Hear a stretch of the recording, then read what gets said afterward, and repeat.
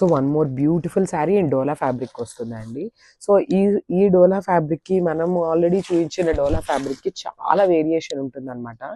So మీకు ఆ variation కూడా నేను చెప్తానండి, ఎట్లా ఉంటుంది ఏంటి ఆ వేరియేషన్ అనేది. సో చూడండి, మనకి శారీ మొత్తం కూడా కంప్లీట్ గ్రీన్ కలర్ కాన్సెప్ట్తో తీసుకున్నారు.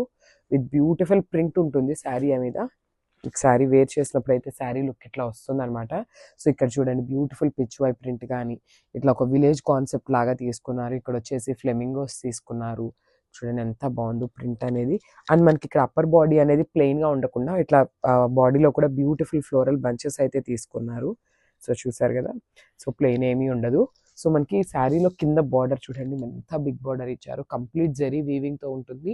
అండ్ ఇదంతా కూడా వీవింగ్ అండ్ బిగ్ బార్డర్ అయితే వచ్చేసింది.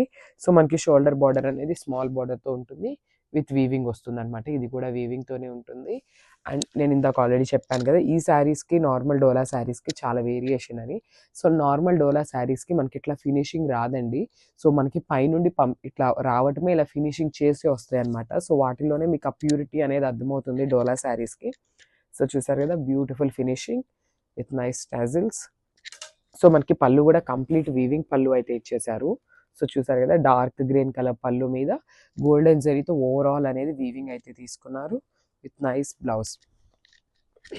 సో బ్లౌజ్ కూడా గ్రీన్ కలర్ బ్లౌజ్ మీద ఫ్లోరల్ ప్యాటర్న్ ప్రింట్ అయితే ఇచ్చేస్తారు, followed by the border for the hands. So ఒకసారి శారీ విత్ బ్లౌజ్ చూపిస్తాను చూడండి.